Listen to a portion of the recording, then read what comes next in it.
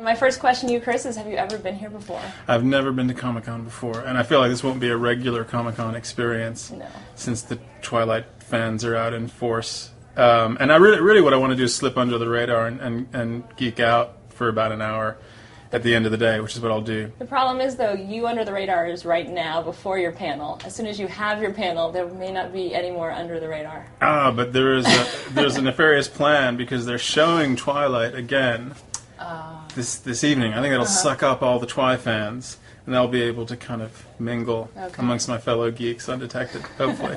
Both Kristen and Rob, you guys talked about in the press conference how much you love New Moon, and that's your favorite book of the series. Can you tell us a little bit more why that's the one that really does it for you? For me, just because it was the most challenging. I mean, not that they're ever at ease. The relationship is always sort of strained. It was just like sort of the lowest point in the series, and also like at the end of that, it's absolutely the most heightened. I mean, the scene where we sort of forgive each other and get back together. It happens within. I mean, it happens in 10 seconds. I mean, like no talk. We don't even need to talk about it. It was like the one that affected me the most. I hadn't read the book before the idea of doing the film came up.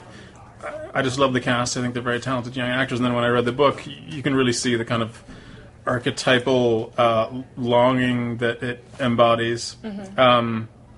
And having been broken up with so many times in my life, I felt I could really identify with Bella. My sort of opinion of the whole series, the relationship between Edward and Bella, I mean, I always saw it as,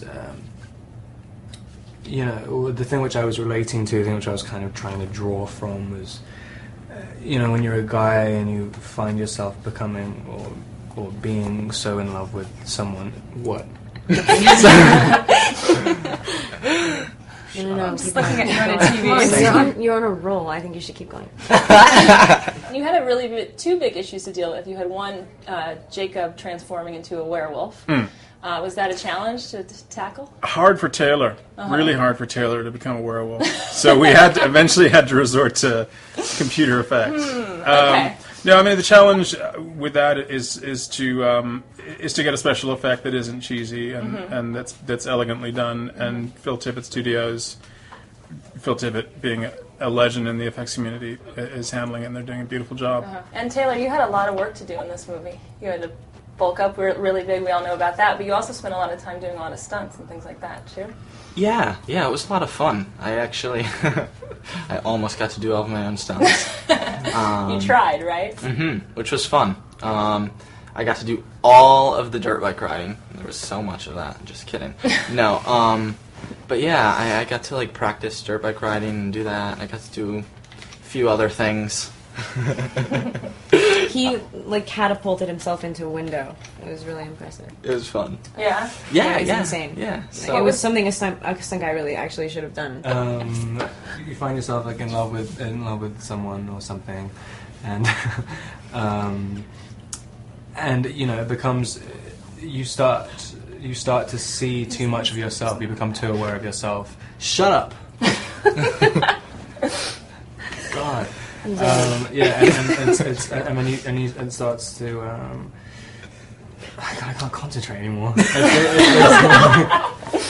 You get so obsessed with the fact that you think you're not good enough because you think you keep elevating the other person higher and higher. Neither of them think they're worthy. But Bella's the one who can like handle her stuff, and Edward is just an idiot. And New Moon is like, it's the only time where he, in Twilight, he can think in these absolutes. This is why whenever anyone asks about if we have chemistry in the cars, do you know what it is? It's like complete animosity. Yeah, right.